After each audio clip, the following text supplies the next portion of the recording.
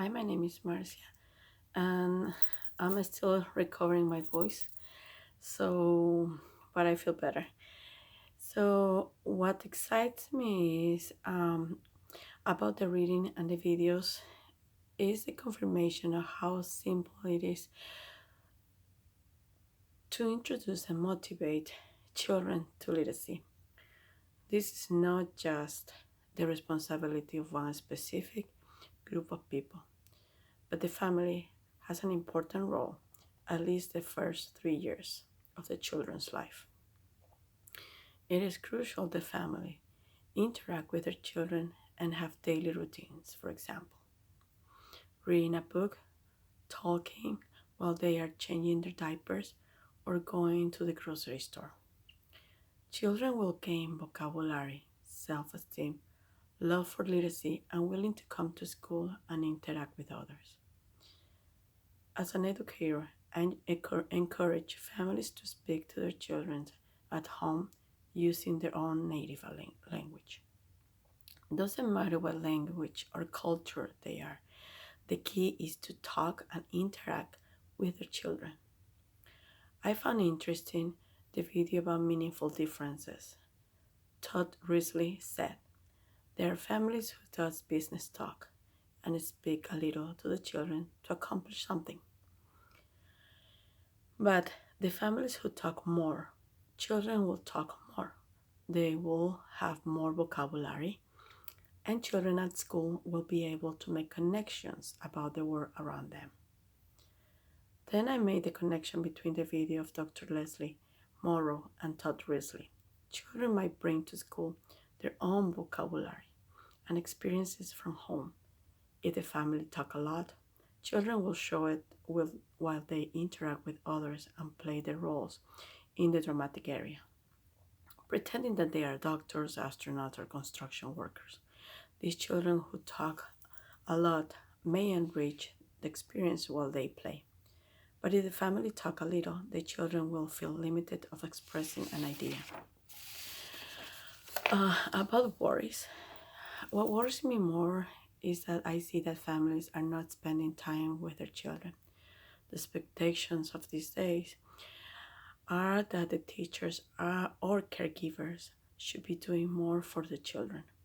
I have noticed that there are children who are registered in programs as soon as they turn 3 months. Also, if the school provide childcare, children are dropped off at 7 a.m. and parents come to pick them up at 6:30 p.m. And this is not just related to enrichment program or low-income families, but families have shared with me that they don't know what to do with their children at home. They have a social agenda and their life is too busy. The impression when they share those ideas is that children are not part of their routines. Basically, get home, eat dinner, put their pajamas, and children should be sleeping by 8 p.m. Children need to feel important and have quality time with mom and dad, especially those first 3 years. Worries me that there is no interest to improve child-parent relationships.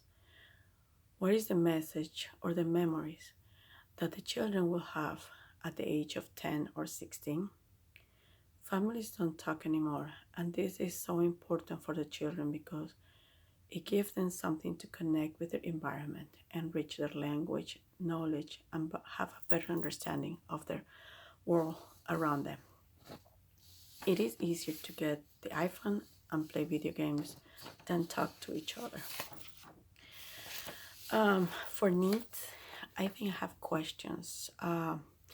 What does need to be done for families to spend time with their children? What is the first step that families need to take to have connection with their children, especially those 3 first years? How can we support families as educators? It is just the socioeconomic status that will affect the love for literacy. It is just the socioeconomic status that affect their families.